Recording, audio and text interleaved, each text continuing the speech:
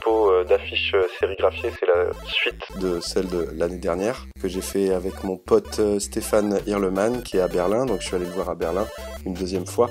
Et cette fois-ci on s'est dit il nous faudrait peut-être un concept pour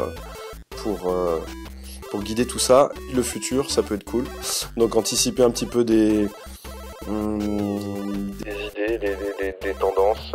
Et on l'a appelé 2084, un petit peu en référence à George Orwell, 1984. Ce qui est assez cool avec ce pote-là, et surtout, en tout cas dans le travail à deux, c'est que les idées viennent vite et on les pousse plus loin et on ose des choses bien rigolotes et du coup, avec lui, en tout cas, ça marche particulièrement bien.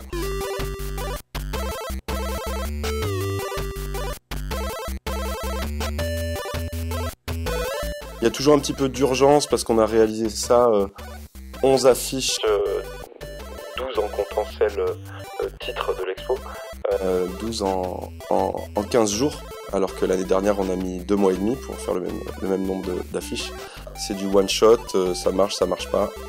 Quand on va créer une couleur, tu fais des mélanges dans les pots et c'est beaucoup plus difficile que de mélanger des couleurs sur Photoshop, c'est super précis. Voilà. Là t'expérimentes et t'es pas sûr de ce que tu trouves et parfois on a eu des bonnes surprises, parfois c'était plus difficile. Là où on s'est plus amusé cette année, c'est de se dire la sérigraphie permet d'utiliser des encres fluo, des encres brillantes, voilà. Exploitons-le, allons-y. Il y a pas mal de travail de préparatoire et surtout qu'on a commencé le travail préparatoire à distance, sur Skype, par mail. Parce qu'on savait qu'on n'aurait pas le temps sur place. Donc, mon partenaire Stéphane Hirleman est surtout illustrateur, dessinateur, BD, voilà. Il a même fait lui-même une petite BD en 4 tomes dont 3 sont déjà sortis, qu'il a imprimé lui-même dans les mêmes conditions que ce qu'on a fait là. Et ça, encore une fois, je trouve ça super cool de pouvoir être en auto-prod complète.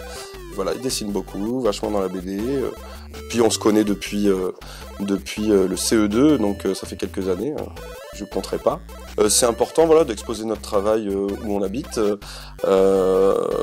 Et je crois pas si bien dire, puisque on l'a fait au Café du Théâtre, l'établissement de ma compagne, et du coup c'était assez sympa de pouvoir faire le pont entre le Café du Théâtre et puis surtout d'exposer ce genre d'affiche au Café du Théâtre qui a un historique un peu traditionnel.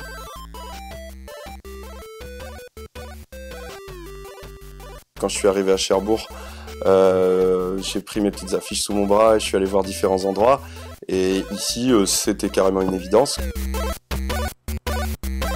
L'expo chez Diplopi, elle est là, j'ai de la chance parce que j'ai 2 mois, donc juillet-août, venez voir.